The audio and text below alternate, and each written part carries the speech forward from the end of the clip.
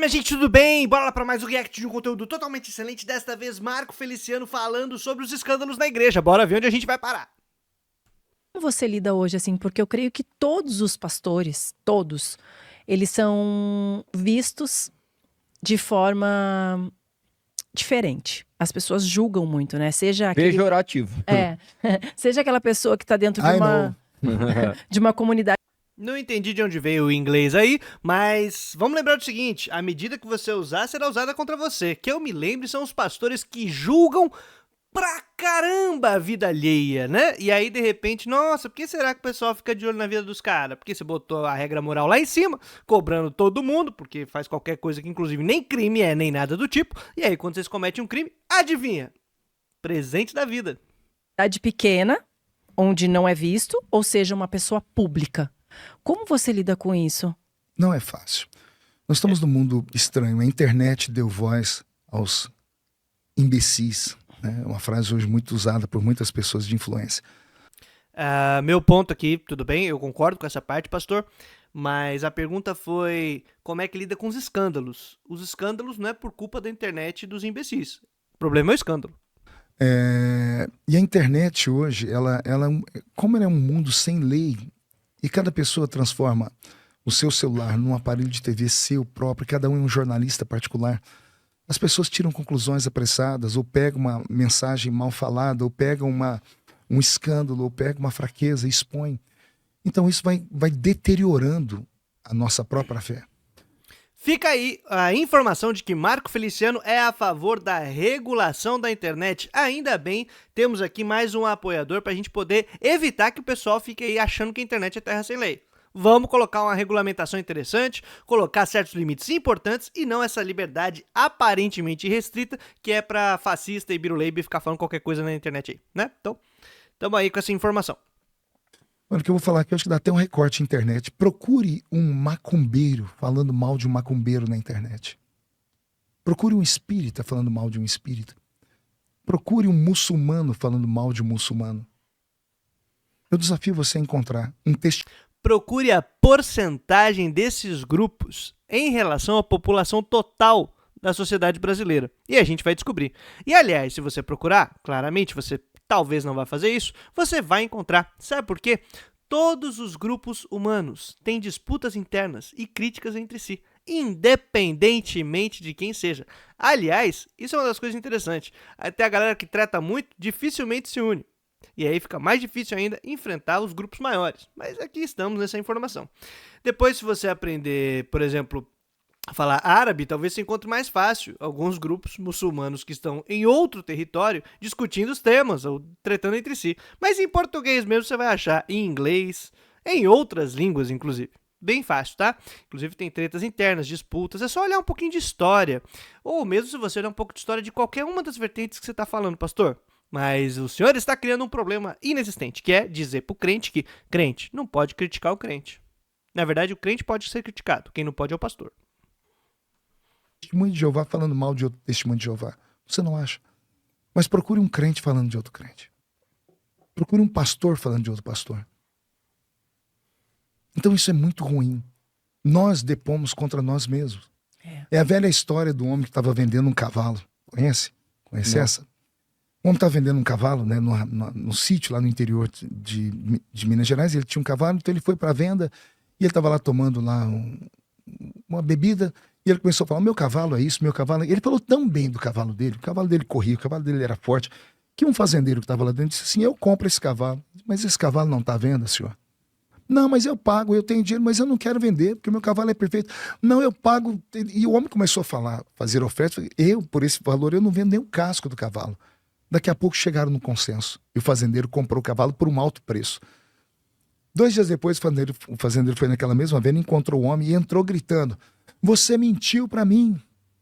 Aquele cavalo é assim, aquele cavalo não corre, aquele cavalo tem uma barrigueira, aquele cavalo... Depois que ele falou 5 coisas, o mineiro falou assim para ele, se o senhor continuar falando assim, ninguém vai querer comprar seu cavalo, viu?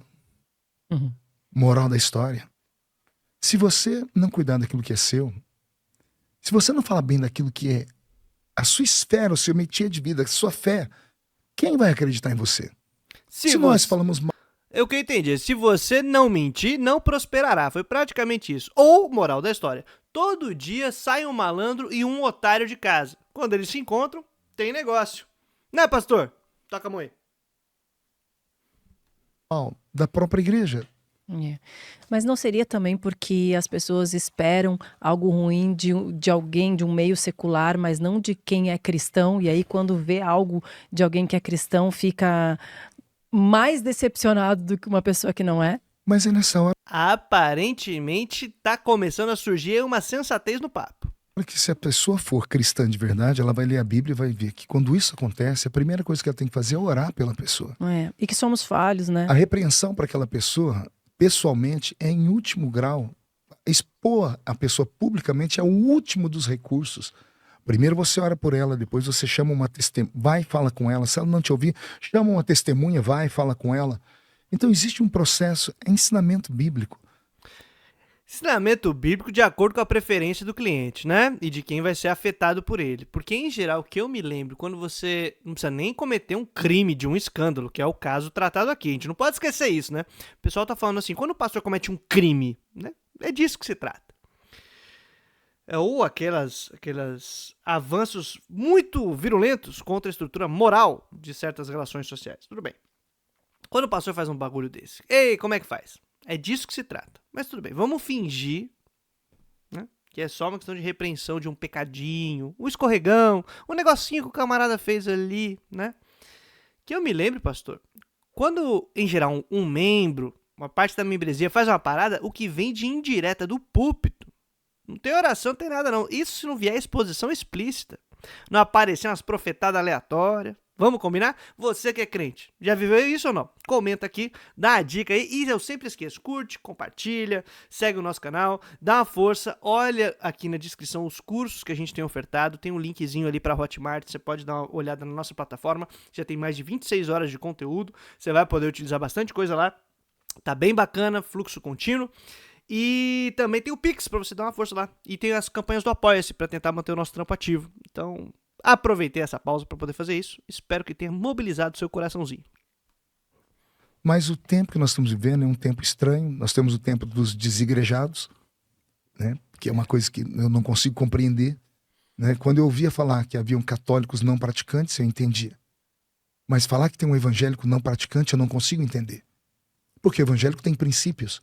E um dos princípios é participar da ceia do Senhor. E a Santa Ceia do Senhor tem um mandamento. O Senhor diz que quem não participa do corpo e do sangue não tem vida em si mesmo. Então quem não participa da ceia não tem vida, está morto. Como é que alguém que está morto pode dizer que é um evangélico não praticante?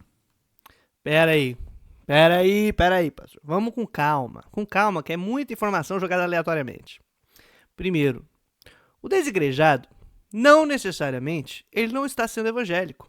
Talvez ele esteja tentando seguir o evangelho de maneira relativamente saudável. Talvez ele tenha percebido que corpo de Cristo não é o mesmo que igreja CNPJ com parede.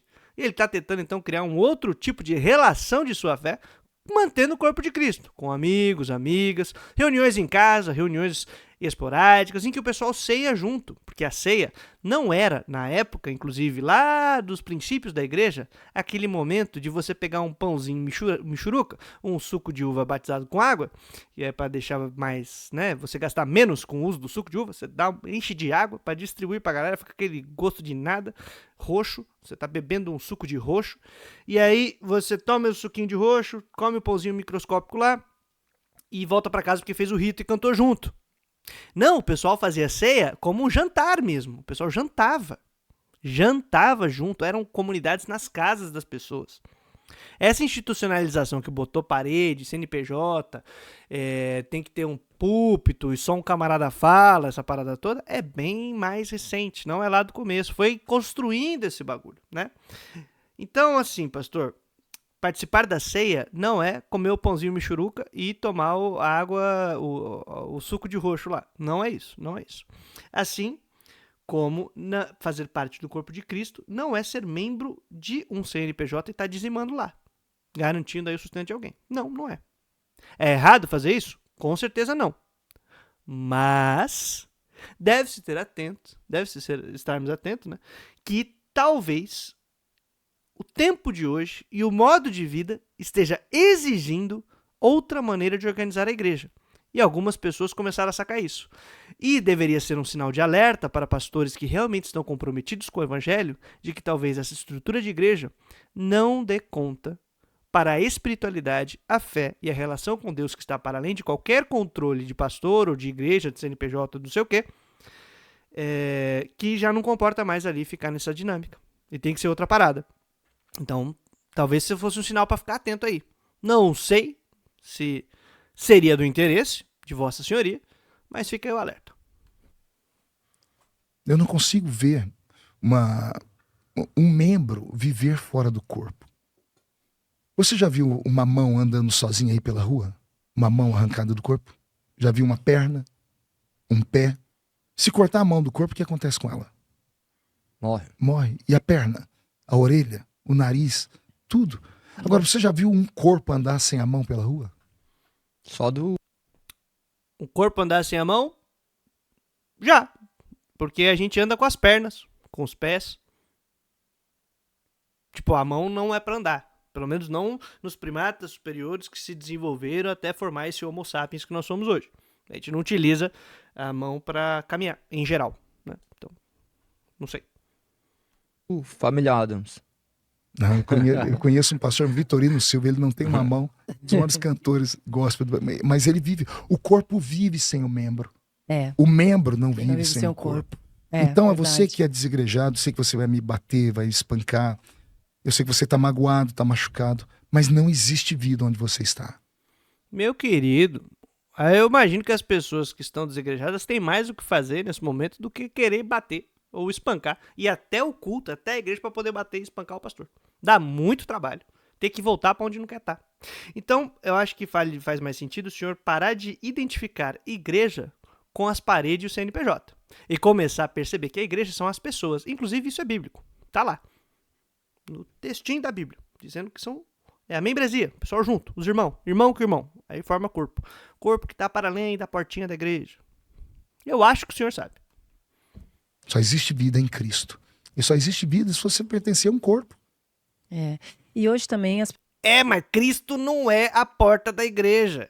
pessoas, elas não estão prontas para ouvir a verdade do evangelho, né? Elas não querem ouvir, porque quando nós falamos realmente a verdade do evangelho, ele é confrontador. Negue-se a si mesmo, né? Eu sou muito crítico, eu sou evangelista, eu sou crítico. Ontem eu estava pregando em Aparecido de Goiânia, numa grande igreja, e eu falei sobre isso. Eu disse que as pessoas que começaram a seguir Jesus no início, na Bíblia, iam por causa do que ele falava. Daqui a pouco começaram a caminhar atrás dele por causa daquilo que ele fazia. E daqui a pouco começaram a caminhar ao lado dele por causa daquilo que ele dava. E daqui a pouco caminhavam atrás dele para ter uma mescla de tudo isso. E passaram a não andar atrás de Jesus pelo sentido principal, que era o céu. Quem ele era, né? O céu, era a presença dele. Então as pessoas começaram a andar atrás de Jesus por causa de entretenimento. Igreja não é entretenimento. Mas é o que ela oferece. Não sei se você já percebeu, mas o culto é uma grande estrutura de entreter as pessoas.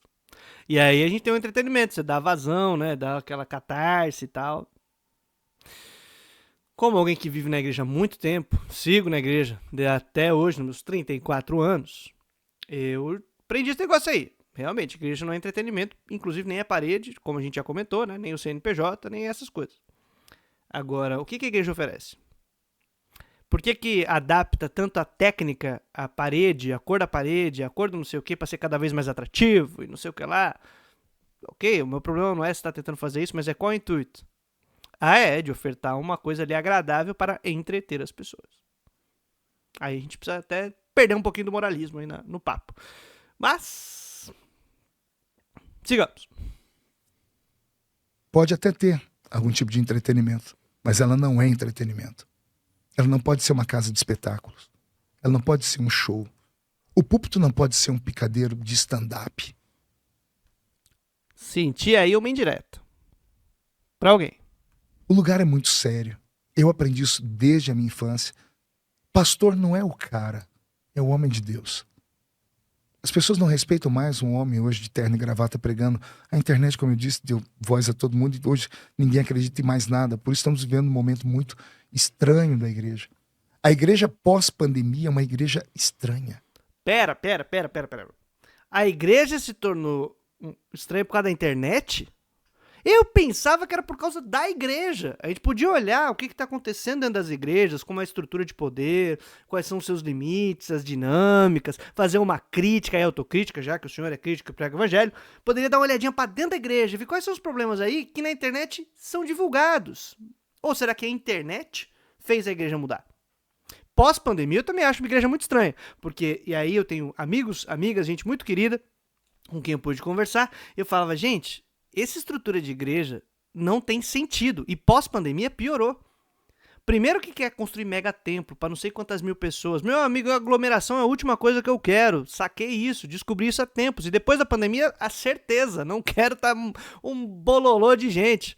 Outra coisa, descobrimos que daria para ouvir uma mensagem agradável, uma mensagem bacana, sem precisar estar em loco.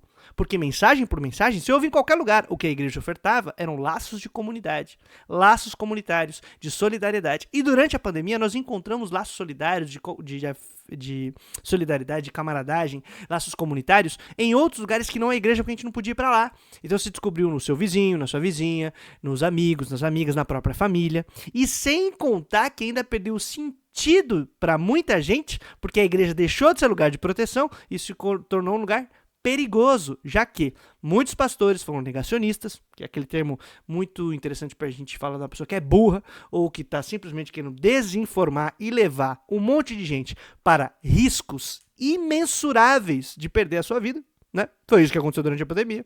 Apoiando fascista, apoiando projeto de poder bizarro de partido Biruleibe, né? Então a gente tá vendo essas coisas acontecerem e de repente a culpa é da internet, ó. Realmente, pós-pandemia, podia fazer uma avaliação de como é que a igreja fez cagada nesse processo? Mas não, a culpa é da internet. Olha, essa internet realmente precisa ser regulamentada, hein? Vamos lá! Havia uma igreja antes da pandemia. Depois da pandemia, criou-se uma nova igreja. Eu estou tentando assimilar essas duas igrejas. Ultimamente, parece que eu não prego mais para uma igreja viva. Parece que eu prego para figurantes daquela série chamada The Walking Dead. Mortos que caminham, zumbis. Pessoas que estão na igreja porque não tem outro lugar melhor para ir. Estão viciadas em ir na igreja. Mas eu achei boa a analogia, porque meio que a igreja ficou isso, né? Ultrapassou a quantidade de temporada para manter a mesma história e não soube parar. Não soube a hora de finalizar.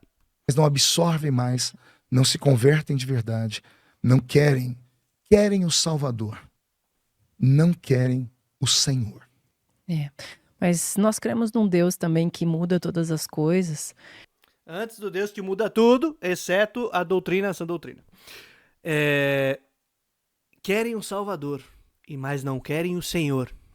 Guarda essa frase aí no seu coraçãozinho, porque se você refletir por 2 minutos o que isso significa, você vai perceber que tem por trás desse discurso uma relação de dominação e não de libertação.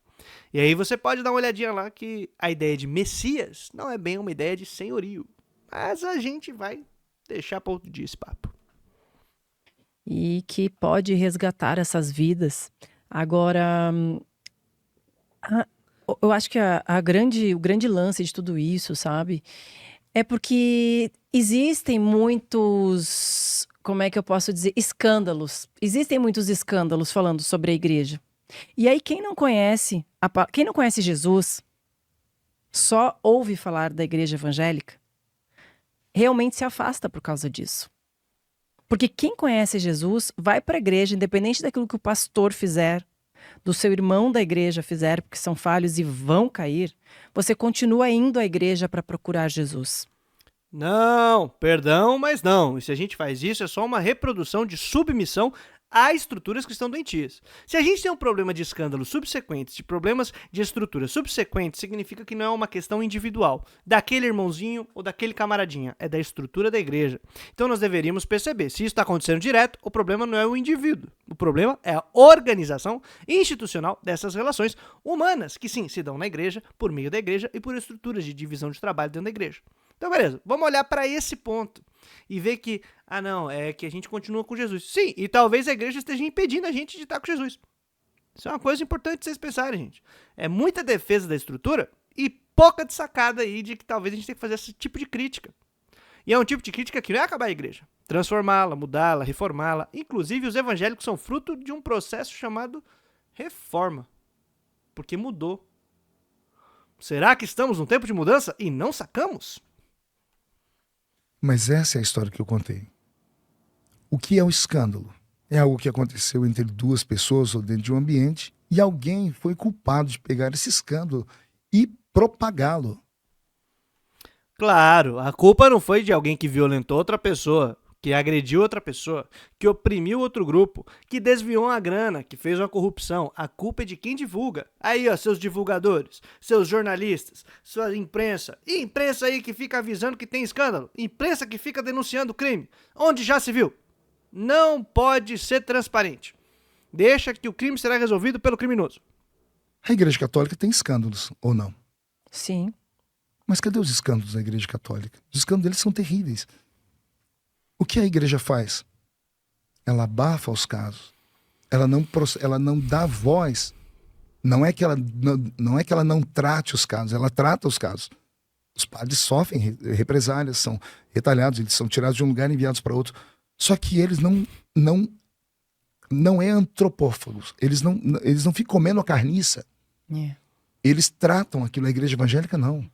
Ei, pera aí, vamos devagar. Primeiro que tem escândalo, tem problema, tem perseguição também. Tem lutas internas dentro da Igreja Católica, muito fortes, né? Diga-se de passagem o que aconteceu na América Latina nos últimos 60 anos, 80 anos. O que tem rolado no mundo, na real? Sempre tem treta, né? E essa é uma dos problemas que é muitas vezes denunciado. A passada de pano ou a proteção de crimes. A gente vai reproduzir isso achando que é massa? Ei, onde que a gente vai chegar com esse papo? Sem contar uma série de preconceitos que tem aí passando de questões religiosas. Mas... Existem sites gospel só chamado de fuxico, para você ter uma ideia. Fuxico gospel. Aí, pessoal do Fuxico Gospel. Salve pra vocês. Vocês têm matérias um pouco sensacionalistas, vamos combinar. Mas seria bom a gente, passo a passo, transformar a questão do fuxico em jornalismo crítico e religioso independente, como quem faz a Revista Zelota. E fica a dica para você apoiar a Revista Zelota, conteúdo maravilhoso. Eu vou colocar aqui na descrição para você conhecer o site e também, se puder dar uma força, é jornalismo independente, crítico e revolucionário. Tamo aí, minha gente, por uma fé popular. Ou seja, um lugar onde crentes, porque o dono é crente, para falar só das mazelas da igreja. Você entende? Nós somos o único grupo religioso que fazemos isso. Eu te falei agora há pouco. Me mostra. Opa, foi mal. O computador, o mouse já não tá me obedecendo. Se tiver mais gente aí para poder fazer um trabalho jornalístico para divulgar os problemas da igreja pra gente poder tratar de maneira transparente, unam-se forças. Vamos fazer isso com mais frequência. Inclusive, fazendo checagem de informação, como o pessoal do coletivo Bereia faz, ou mesmo divulgação de conteúdo crítico, jornalístico, com cuidado, né? Não só o clipping de notícias aleatórias. A gente pode fazer um trabalhinho mais legal em todas as igrejas e todas as denominações, em nome de Jesus. Mostra um muçulmano indo pra internet falando mal de outro muçulmano. Você não encontra. Encontra. Você não encontra um padre falando mal de outro padre na internet. Mas pastor... Pai, só colocar Teologia da Libertação no Google ou no YouTube, você vai ver a quantidade de padre reaça que paga grana da hora, inclusive alguns, para poder aparecer o vídeo na frente dos outros, ou umas instituições aí que são de entretenimento e se vendem como educação, que fazem a mesma coisa para falar mal, por exemplo, de padres que são da Teologia da Libertação. Fala mal pra caraca. Pastores falando de pastores, crentes falando de pastores, músicos. É uma loucura. O nosso meio gospel, ele parece que se alimenta do conflito e se alimenta da polêmica e se alimenta. E isso faz mal a nós mesmos. Mas a partir do momento que tem uma verdade objetiva, quando você vê que está contrário àquela verdade, naturalmente existe esse tipo de antagonismo, não?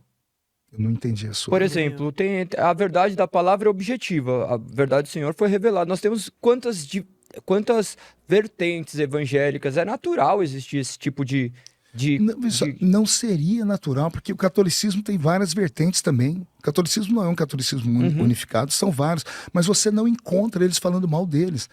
O senhor tá procurando mal as coisas na internet. Nós temos que aprender com eles. São uma igreja de 2000 anos. Eles aprenderam, devem ter passado por tudo. E eles chegaram à seguinte conclusão. Não, perfeito. Já que começa quando numa divisão, né? Quando a gente fala mal da gente mesmo, quem perde somos nós. Eles têm um Estado. É outra dinâmica. Completamente diferente. A menos que o senhor esteja aí pressupondo que seria interessante construir uma igreja semelhante à Igreja Católica. Tem pontos que eu acho interessante a gente assimilar. Por exemplo, aprender bastante com o pessoal da teologia da libertação. Mas eu acho que não é esse o seu ponto.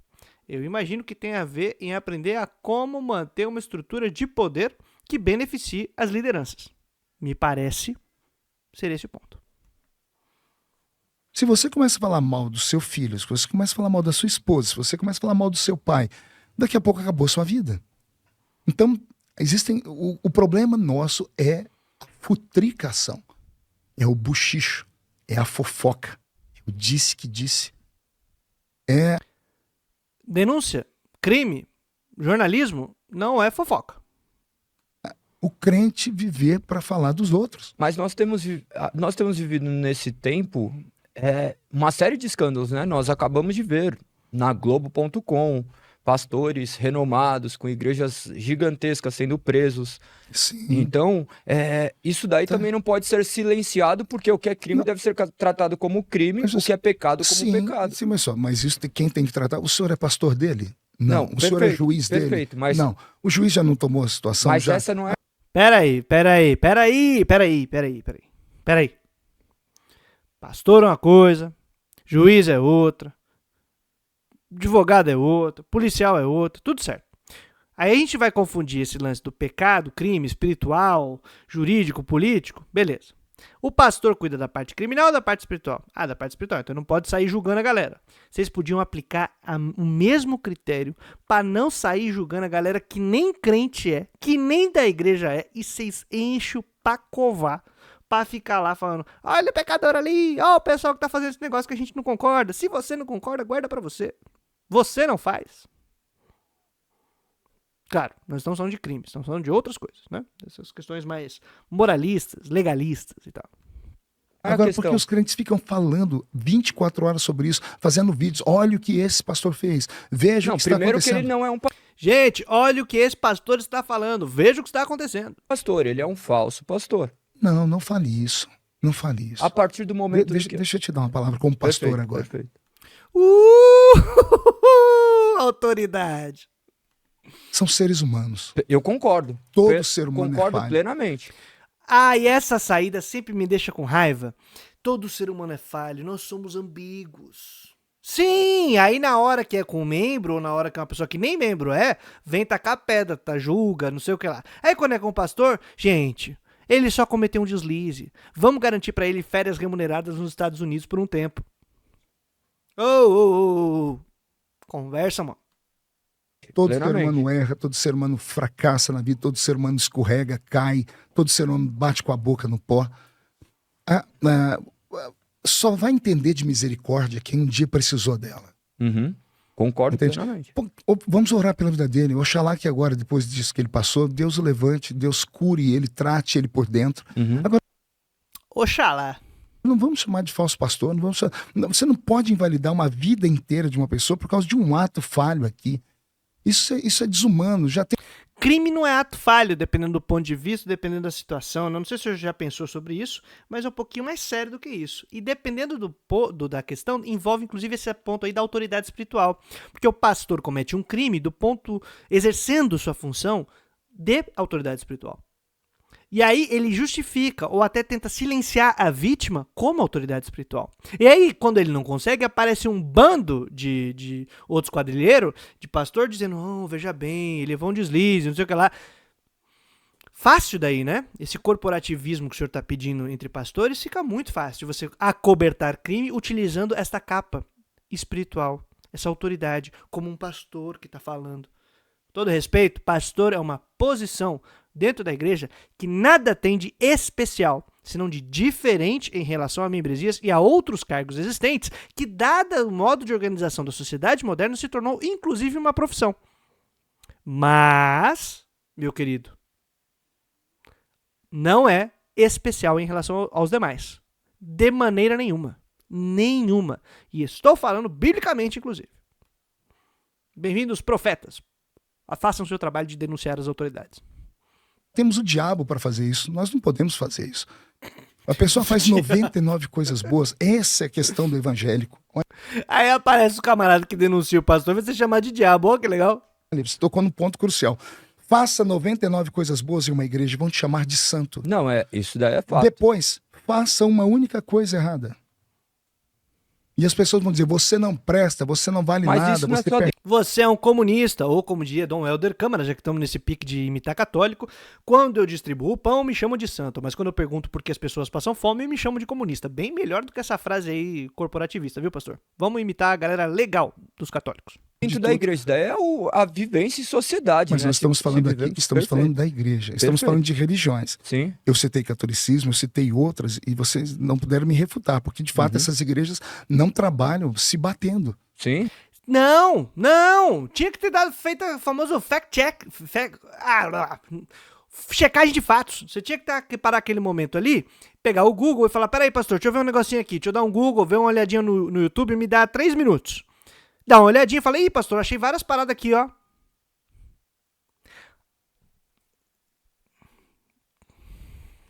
Mas a alma do crente precisa ser curada, entendeu?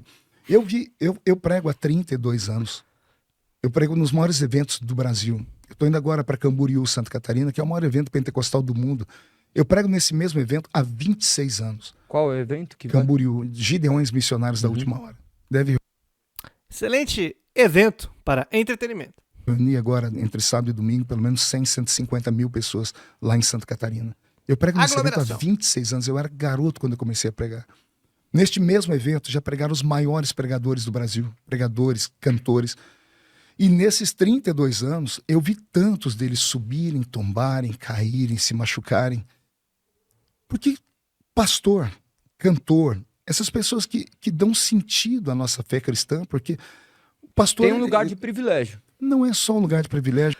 Tem um sensato te chamando a atenção, pastor. Você não tá ouvindo. É lugar de privilégio. E quem dá sentido não é o pastor, não é o cantor. Quem dá sentido para a fé, que eu saiba, do nosso ponto de vista piedoso, crente e tal, é Jesus. E aí, esse camaradinho, inclusive, quando se encontrava com um religioso de sua época, autoridade política, espiritual de sua época, que tava fazendo cagada, botava o dedo na cara, na ferida. Assim como João Batista, assim como outros profetas.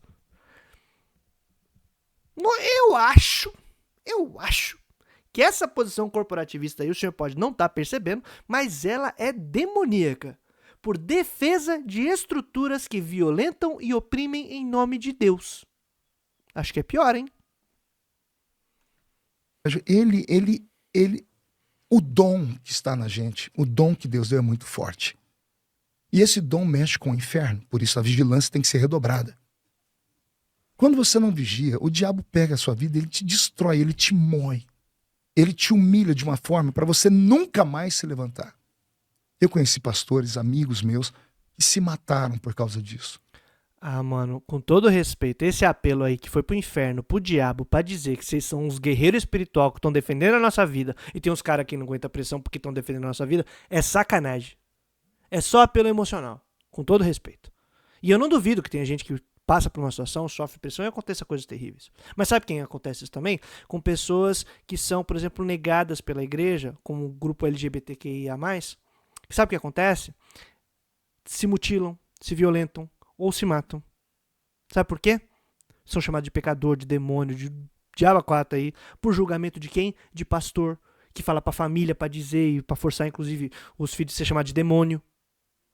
Te liga, mano. Se é pra usar critério, usa decente. Isso aí é só proteção de pastorado. É corporativismo. Pra poder defender a estrutura de poder. E privilégio, como o camaradinho ali, que eu não sei o nome, falou. Caíram, tiveram problema. Ao invés de ter alguém para chegar, vem cá, vamos te restaurar. Não era um safado. Cometeu um ato. Errou. Mas tem safado. Tem malandro. Tem criminoso, sabia? Não sei se o senhor já reparou nisso. Não suportou a pressão que veio de fora e se matou. Quem vai cuidar dessa alma? Quem vai dar conta dela no último dia? Mas você sabe que quando a gente fala... Quem vai cuidar das almas que a igreja ataca, depreda, violenta, oprime? diariamente. Dizendo depois, não, essa é a minha liberdade religiosa, isso aqui é meu dogma. Quem vai cuidar dessa vida aí? Quem vai ser responsabilizado? Vai cair nas costas de quem? Espero que na de quem tá atacando pedra, tá? Falar assim, claro, eu concordo com o que você falou, nós somos as pessoas que temos que orar, né? Que temos que ter sabedoria de orar pela outra vida. Mas você não concorda também que, e assim, né? Não sei como as pessoas vão ver se essa minha fala vai ser falando mal de alguém ou não, mas você não concorda que existem muitas pessoas que se escondem atrás do evangelho? Quem sou eu para julgar o outro ser humano? O mesmo camarada que julga pessoas LGBTQIA+. O mesmo. Exatamente o ser humano que faz isso. Exatamente o mesmo. Eu vou falar para você a palavra que eu falei ontem, quando eu estava pregando. Um sujo não pode falar de um mal lavado. Leva a sério isso, pastor. Quem é o ser humano para falar que aquele está convertido e aquele não está convertido? Pedro caminhou ao lado de Jesus 3 anos e meio. Para ouvir Jesus falar assim para ele, Pedro, o diabo está dentro de você. Pedro caminhava ao lado de Jesus possesso pelo demônio. E não era Zé Pilintra, não era Lúcifer. Porque Jesus disse para ele, para trás de mim, Satanás. Bom, um dia eu vou fazer um conteúdo sobre esse papo aí de Lúcifer, Satanás e não sei o que. Tá. Vamos pegar o contexto dessa história depois? O que está acontecendo? O que Pedro está impedindo Jesus de fazer? E naquele momento fala que isso que você está fazendo não é obra divina, não. Você está indo contra mim. Certo? Mas tudo bem. Depois um dia a gente faz um papo sobre isso. Jesus nunca mandou Pedro embora. Não, mas não, eu não tô falando assim, esse é isso ou esse é aquilo. É a essência do ser humano mesmo, né? Não, mas você não foi que você falou que se a pessoa se esconde atrás do evangelho. Isso, a essência do ser humano. Eu poderia falar de Judas. Judas se escondeu atrás do evangelho. Perfeito. Isso Judas caiu. Nem Judas, depois que ele deu um beijo no rosto de Jesus, entregou ele. Jesus não xingou ele, não chamou ele de falso. Jesus agarrou ele e disse, amigo, o que tem que fazer faz rápido. Na subsequência do que acontece, Judas tem duas narrativas de falecimento diferentes, né? Em livros diferentes ele aparece morrendo de maneira diferente. E acho que ele não ficou muito bem quisto na história, foi bem julgado na real. Porque é a misericórdia. O significado da palavra misericórdia, vocês sabem? Sim. A palavra misericórdia é uma junção de duas Clemens. palavras em latim. Miséria. Miserere e córdia. Miserere vem miséria, sujo, porco, imundo, lixo, fedido. Pegue tudo que é ruim, é o misere. E o que é córdia? Coração. O que é misericórdia ou misericórdia? É pegar o sujo, caído, desgraçado e botar ele aqui no coração e abraçá-lo. Foi o que Jesus fez com a mulher pega no ato de adultério. A lei mandava matar. E Jesus só fez uma pergunta. Quem não tem pecado aqui?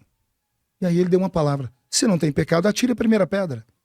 Você que foi adolescente, jovem na igreja, quando cometeu um deslize, foi acolhido, levado ali para umas férias remuneradas em algum lugar bacana para você se restaurar, ou foi exposto? Pergunta aleatória, né? Porque é isso que acontece em geral. Você é adulto, adulta já, que aconteceu alguma coisa, às vezes nem é tão grave, mas que saiu do padrãozinho ali e que o pastor não achou legal, como é que foi? Ou que entrou em conflito com a liderança, como é que a liderança tratou? Agora, quando os pastores, em geral, dão mancada, o que acontece? O caso é abafado ou o caso é exposto? O camaradinha é posto em seu devido lugar para fora de suas funções ou ele é levado para excelente momento sabático de não trabalhar sendo remunerado em algum lugar legal? Isso acontece com muita frequência. Nas grandes igrejas, nas igrejas mais centrais, ainda mais, obviamente. Estou falando que os caras conseguem pagar o pastor para acontecer isso com o pastor. Nas igrejas pequenininhas, o conflito é mais direto, acontece essas paradas bem loucas, mas é outro papo. Feliciano não tá nessa pegada. Alguém atirou pedra naquela mulher? E se eu falar que alguém atirou, o que você fala? Que o senhor leu o texto errado. Jogaram pedra nela. Jesus disse que quem não tem pecado, atire a primeira pedra. Tinha alguém ali que não tinha pecado? Ou não? Jesus. Jesus não tinha pecado.